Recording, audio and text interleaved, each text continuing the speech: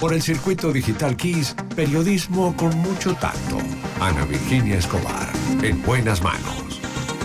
8:07, y como les dije, Venezuela participa en la tercera etapa del segundo ciclo del examen periódico universal del Consejo de Derechos Humanos de Naciones Unidas en Ginebra. Ya se dio esta sesión entre las 4 y 7 de la mañana, hora de Ginebra, y por eso hacemos un contacto hasta allá con Feliciano Reina, presidente de Civilis Derechos Humanos. ¿Cómo estás, Feliciano? Gracias por atendernos.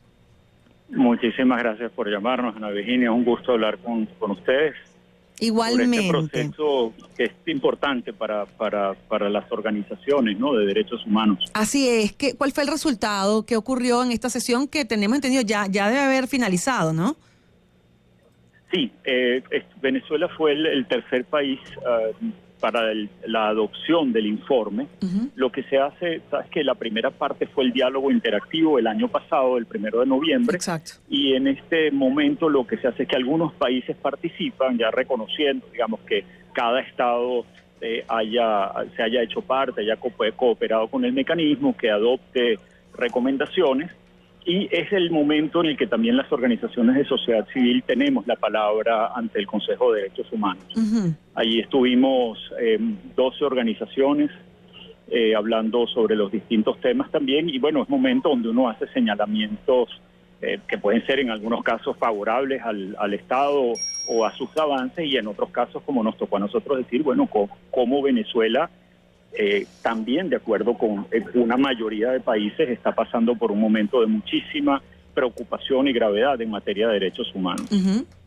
Sí, ahora, ya tengo entendido que pues el Estado venezolano participó y aceptó algunas de las recomendaciones, no todas, de hecho algunas tomó nota, que tengo entendido que desde el punto de vista diplomático tomar nota es que no las va a acoger tampoco. Rechazó 81 de las 274 recomendaciones, Feliciano.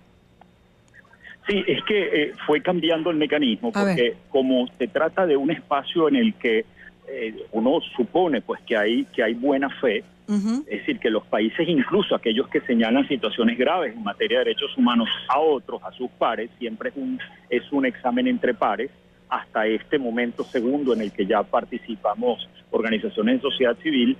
En el momento de este proceso se dijo, mira, no tiene sentido rechazar, esto es un proceso de buena fe, uh-huh, aun cuando señalen cosas graves.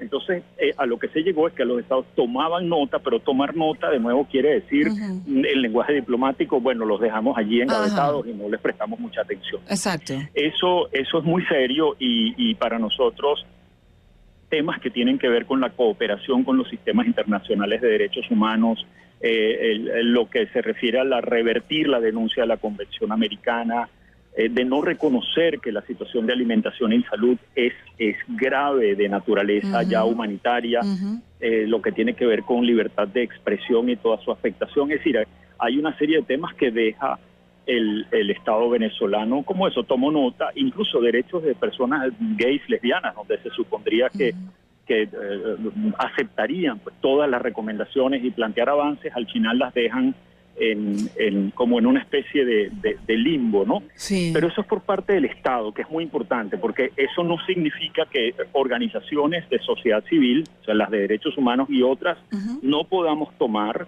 todo ese conjunto de recomendaciones, aún las de aquellas de las que se tomó nota solamente hoy por rechazadas, y convertirlas en parte de una agenda, porque forman parte de la posibilidad de que el conjunto de derechos humanos tenga vigencia en el país. Claro, ahora fíjate, me llama la atención lo de el tema de la crisis humanitaria, bueno, de alimentos y medicinas, que el gobierno tome nota. Es decir, ¿qué argumenta para decir tomamos nota, pero no aceptamos la recomendación, sino bueno, simplemente queda allí engavetado? ¿Qué argumenta el Estado venezolano allí? Eso tiene, yo creo que dos niveles importantes de lectura. Una, que cuando se hizo el llamado de atención, y no fueron pocos los países, fue un número importante, uh-huh, lo que indica es que hay conciencia en la comunidad internacional sobre la afectación de estos dos derechos, pero además en conjunto con toda una situación de afectación a la mayoría de la población venezolana por pobreza, por, uh-huh, inflación, por el altísimo costo de la vida, ¿no? Esa es una de las cosas muy importantes, que cuando aparece lo que te está diciendo es, mira, sabemos que esto está pasando. Claro. Acéptenlo o no. Y en segundo lugar, sí, por parte del gobierno, pero igualmente no es creíble. Hoy Iris Varela decía que la situación social no la reconoce, por supuesto, como de ese nivel de necesidad de ayuda internacional, pero dice entonces que es producto de la guerra económica, de la agresión de agentes externos e internos. Ahora habla de entes financieros internacionales que no están facilitando fondos para Venezuela.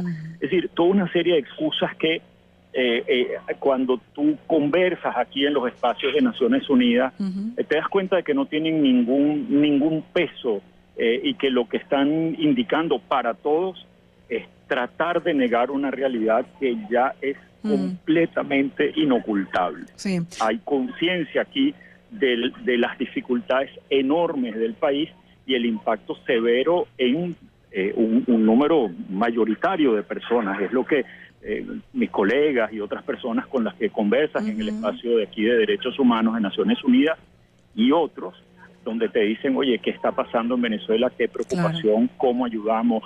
¿Sabes? Claro. Oye, hay Feliciano, conciencia de eso. Hay dos puntos que me gustaría tocar contigo, y uno es, primero, el reconocimiento de los poderes públicos, que creo que esa fue una de las recomendaciones que hicieron en noviembre, que argumentó el Estado, porque obviamente la crisis política que tenemos pues parte un poco de allí. Y lo otro es, bueno, sé que la ministra de Asuntos Penitenciarios estuvo allá, habló el martes, y según leemos acá en epuvenezuela.gov.be, dice: Venezuela es reconocida en la ONU por logros en materia penitenciaria, cuando esta misma semana, bueno, a finales de la semana pasada, estalló una noticia realmente impresionante, dantesca, del hallazgo de cuerpos enterrados en la Penitenciaría General de Venezuela. Esos dos puntos, ¿qué pasó con eso? Sí, cuando se habla de instituciones, de poderes públicos, por supuesto no va a aceptar el gobierno venezolano que no son independientes. Pero, de nuevo, en estos espacios se maneja digamos, una serie de estándares que te dicen son o no son independientes en sus decisiones. Cuando tienes y esto no es desconocido, aunque pareciera remoto, pero no es desconocido que un Consejo Nacional Electoral impidió un proceso en el que se iba a ejercer el derecho humano a la participación, digamos, basados en unos argumentos absolutamente, digamos, desechables, ¿no? Aquello de las cortes de primeras instancias diciendo que el referéndum revocatorio había que suspenderlo. Eso aquí se conoce y es muy grave y es evidencia de esa falta de independencia, lo mismo con la sentencia del Tribunal Supremo de Justicia, ¿no? Entonces, aunque el gobierno en algunos casos dice, tomamos nota, pero ya eso está funcionando porque nuestros poderes son independientes, aquí queda claramente digamos, reconocido que no es así. ¿Sí? Esa conciencia existe y por eso se sigue despertando y por eso también el alto comisionado ha tenido un discurso muy serio, muy contundente sobre precisamente la falta de independencia de los poderes en Venezuela, además como afectación muy grave a las garantías de protección de los derechos humanos. Incluye también, por ejemplo, a la Defensoría del Pueblo, ¿no? Y por otro lado, cuando digamos, él se refiere a la situación general, va diciendo cómo esa falta de independencia entonces te afecta en manifestaciones, en detenciones arbitrarias, en casos de torturas y tratos crueles, y el impacto que eso tiene sobre la situación social. Eso, y en el caso de la presencia de Iris Varela, que fue, por cierto, hoy pues, como la representante de la delegación de Venezuela, cuando ella habla de un sistema penitenciario modelo, te digo, igualmente aquí se conoce el sistema venezolano como el penitenciario, como uno de los más violentos del mundo. No es ocultable, no hay manera de ocultarlo. Y esto reciente, que probablemente no muchos lo sepan, del descubrimiento de estas fosas, ¿no? Los 14 cuerpos hasta donde yo pude leer. Sí, 14 hasta ahora. Eso también va a llegar, ¿sabes? Y va a ser otra demostración más de que esto del nuevo régimen y del control de las cárceles no es al final más que un intento por tapar una realidad de nuevo como las otras inocultable. Sí, ya tenemos que cerrar. Me llama la atención que Tarek William Saab no pudo ir porque la Defensoría del Pueblo fue degradada a categoría B por no hablar alto y fuerte frente a los casos de violación de derechos humanos en el país. Feliciano. Sí, él vino previamente, estuvo la semana pasada para reuniones de lo que se llama la Alianza Global de Instituciones Nacionales de Derechos Humanos. Como él mismo lo hizo público, tiene voz en esas reuniones. Lo que busca la Alianza Global no es dejar de lado a las instituciones nacionales de derechos humanos, vamos a decir, en este caso a las defensorías, no tiene el estatus de institución nacional que cumple con todos los principios de París, que es lo que las rige, ¿no?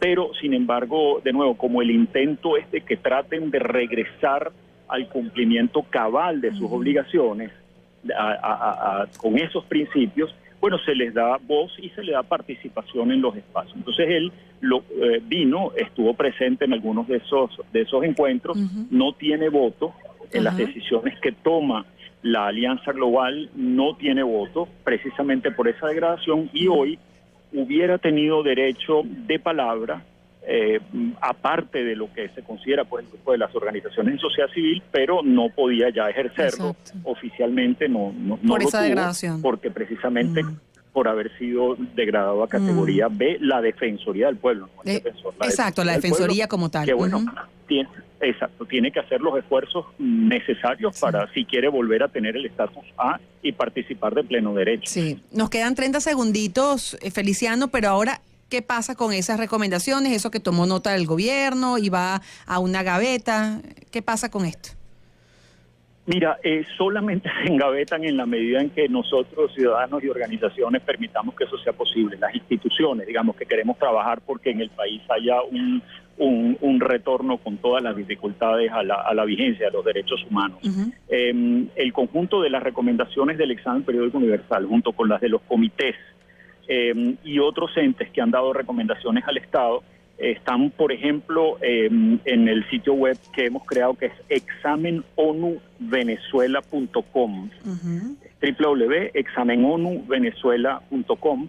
Entonces, es muy importante tomarlas y convertirlas en parte, junto con otros temas que uno pueda tener, de la agenda de incidencia y de exigencias al Estado con el cumplimiento de sus obligaciones en materia de derechos humanos. Bien, entonces revisar pues examenonuvenezuela.com para ver qué fue lo que se recomendó y bueno, estar enterados de todo esto. Mil gracias, Feliciano, gracias por este contacto desde Ginebra. A ustedes, saludos con mucho cariño. Que estés muy bien. Bueno, Feliciano Reina, presidente de Civilis Derechos Humanos, la cuenta de Twitter para que la sigan de una vez, Civilis Derechos Humanos, abreviado, ¿no? DDHH, y revisen la página web examenonuvenezuela.com.